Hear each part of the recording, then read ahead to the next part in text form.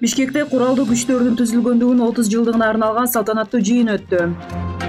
Медицинага кошкон салымы үчүн хирург Эрнест Акрамов сыйланды. Эртең Бишкекте карызы бар 7000 абоненттин электр энергиясы өчүрүлөт. Кыргызстанда өткөн жылы чылым чегүүдөн 214 өрт катталып, 10 адамдын өмүрү кыйылды. Кыргызстанда бир жумада 17 миңден ашуун жол эрежесин бузуу аныкталды. Жеңишбек Мамбетов универсалдык мушташ боюнча дүйнө чемпионатында коло медаль утту. Спорттук гимнастика боюнча Бишкек шаарынын биринчилиги өттү. 29 майда Бишкек шаарындагы Токтогул Сатылганов атындагы Кыргыз улуттук филармониясында Кыргыз Республикасынын куралдуу күчтөрүнүн түзүлгөндүгүнүн 30 жылдыгына арналган салтанаттуу жыйын өттү. Иш-чарага президент куралдуу күчтөрүнүн башкы кол башчысы Садыр Жапаров катышты. Өз сөзүндө куралдуу күчтөрдүн аскер кызматкерлерин жана ардагерлерин мааракелик дата менен куттуктап, эгемендүүлүк жылдарында армиянын жетишкендиктерин белгилеп, ошондой эле өлкөнүн коргонуу жөндөмдүүлүгүн стратегиялык өнүктүрүү боюнча пландарды белгиледи. Иш-чара Атамекендик эстрада артисттеринин майрамдык концерти менен жыйынтыкталды. Хабар агенттигинде маалымат жыйынында медицинага кошкон салымы жана канчалаган адам өмүрүн сактап калгандыгы үчүн профессор хирург Эрнест Акрамов Чыңгыз Айтматов атындагы медаль менен сыйланды.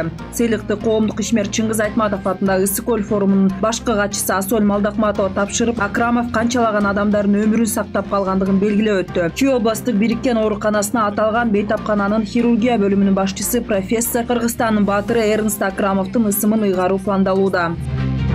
Эртең 31 майда Түндүк электр ачык акционердик коомунун электр энергиясы үчүн карызын төлөбөгөн 7000 абоненти аралыктан өчүрүлөт. Акылдуу эсептегичтерге кошулган жана өз убагында төлөм жүргүзүлбөгөндүгү үчүн аралыктан өчүрүлгөн көрсөткүчтөрдүн электр жарыгы төлөм толук жүргүзүлгөнү тууралуу Север электр ачык акционердик коомунун маалымат серверине билдирме түшкөн соң электр жарыкка кошулат. Андан кийин серверден автоматташтырылган система адамдын катышуусуз абоненттин эсептөө приборуна кошулууга билдирме жөнөтөт.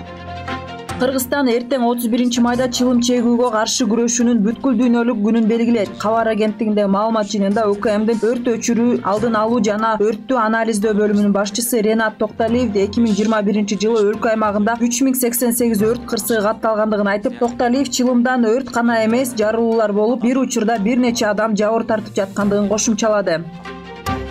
Кыргызстандын аймагында бир жумада 17264 жол эрежесин бузуу аныкталды. Бул тууралуу Кыргызстандын ИИМдин жол кыймылынын коопсуздугун камсыз кылган башкы башкармалыктын сөз кызматынан билдиришти. Белгиленгендей, жол кырсыктарын жана жол эрежелерин одоно бузууларды алдын алуу максатына республиканын аймагында ЖККБ кызматкерлери рейдтик иш-чараларды өткөрүп жатат. Кыргызстандык Жеңишбек Мамбетов Өзбекстанда универсалдык мушташ боюнча дүйнө чемпионатында коло медаль утту. Мелдеш 26-30 майда Ташкент шаарында өттү. Мамбетов 80 килограммга чейинки салмакта катышкан. Чемпионатта жалпы 20 өлкөнүн спортчулары күч сынашты. Садыков атындагы Республикалык спорт колледжинде спорттук гимнастика боюнча Бишкек шаарынын биринчилиги өттү.